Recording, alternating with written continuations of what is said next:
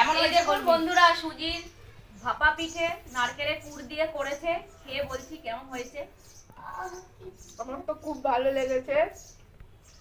আমি দারুণ হয়েছে। হ্যাঁ, আপনারাও বাড়িতে বানিয়ে দেখবেন।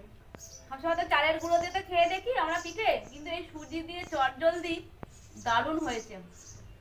কম সময়ে চাল বাটাবাটি ঝামেলা থেকেও এই সুজি দিয়ে ইনস্ট্যান্ট এই পিঠেটা হয়ে খুব সুবিধা হয়েছে আর খুব সুন্দর খেতে হয়েছে। টেস্টের অনেক সফটও হয়েছে।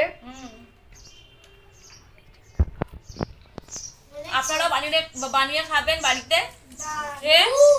প্রীতি রান্নাঘরে কমেন্ট করবেন, জানাবেন কেমন হয়েছে। আর এখনো যারা এই প্রীতি রান্নাঘরটা সাবস্ক্রাইব করেননি তারা সাবস্ক্রাইব করে নেবেন আর আমাদের পেজটাকে ফলো করবেন। এই ভিডিওটাকে অনেক অনেক শেয়ার করবেন যাতে এইরকম সুস্বাদু খাবার সবাই বানিয়ে খেতে পারে।